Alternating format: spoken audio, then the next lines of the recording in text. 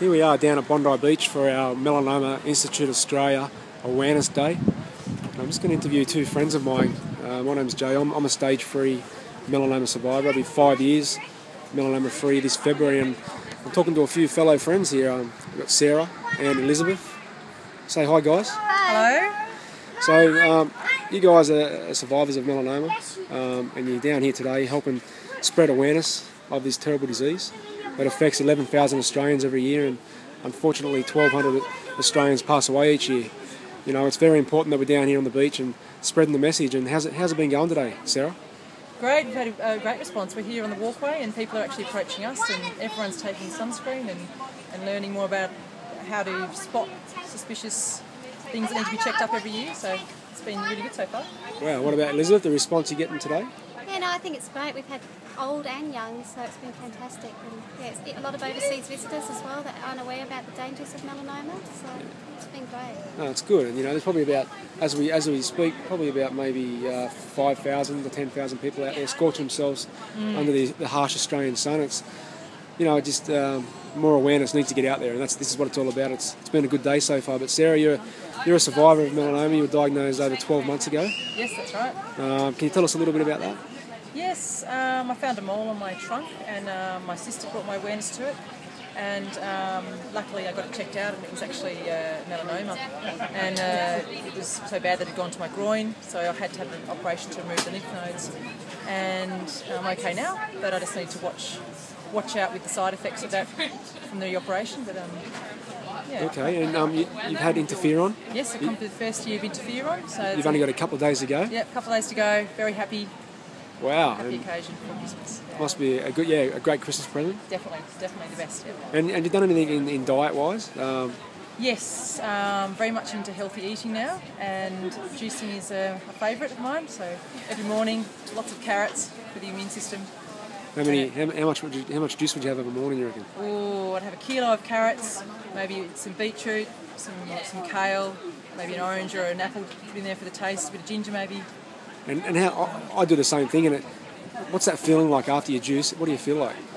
Oh, I feel great. I keep doing it now. I've done it for about 6 to 9 months, and definitely recommend it. I feel much more energised, and I'm going to keep doing it.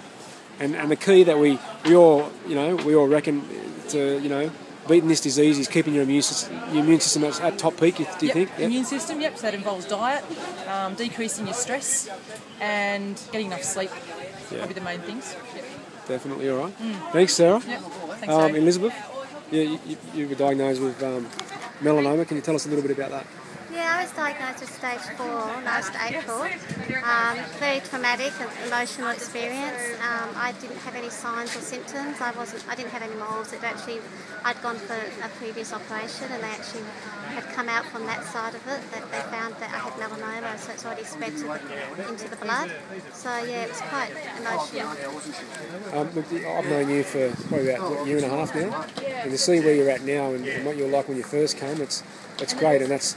You're a member of our the Poke Centre support group, and it's good to see how far you've come, Elizabeth. And now you're down here. You've done a couple of fundraisers for us during the year, and you're one of the first to put your hand up to ever volunteer when we've got Awareness Day. So we're very grateful to have you on board.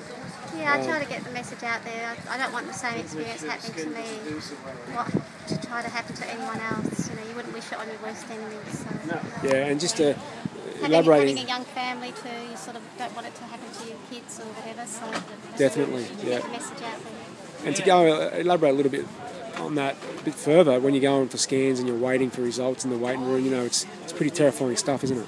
Yeah, I'm claustrophobic too, so it adds doubly to the stress and the emotions, but it's also it impacts on all your life. Any time sometimes you can't sleep because you're sort of thinking, because I was actually diagnosed with melanoma, I had no symptoms. It's sort of worrying when you suddenly do start to have something that you think you might have a symptom. Yeah. So that's the side. That's the worst part. Like normal people get colds and they get sore backs and stuff like that, but when we get a sore back or some sort of pain, you sort of, is it melanoma? Yeah. And it's a pretty terrifying thing. So one last message. Actually, Sarah, what's it like when you go for scans and stuff like that? It's pretty waiting. Yeah, it's always in the back of your mind every 6 months at this stage. it's always in your mind. Yeah. Okay. But you know, if you get good news, How good is it? How good is that feeling? Yeah, you're set. Yeah. Yeah. You just see it in the smile on your face. Oh yeah, sure.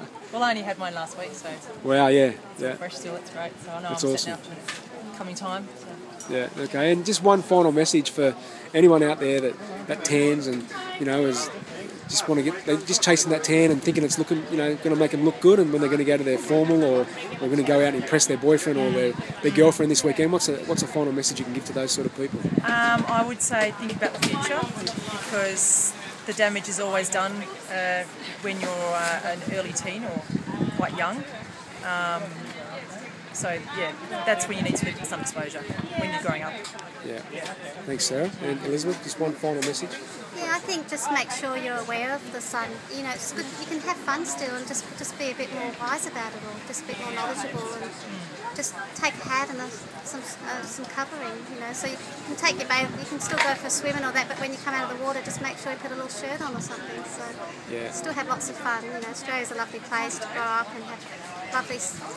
That's why we all love Australia so much, is because of the lovely sun. But just got to be aware of the dangers as well. Definitely. All right, so from one survivor to another, two survivors to another, sorry. We're all fellow lifetime survivors. We'll say goodbye. Thanks, Jack. Thanks, Bye. guys. See you later.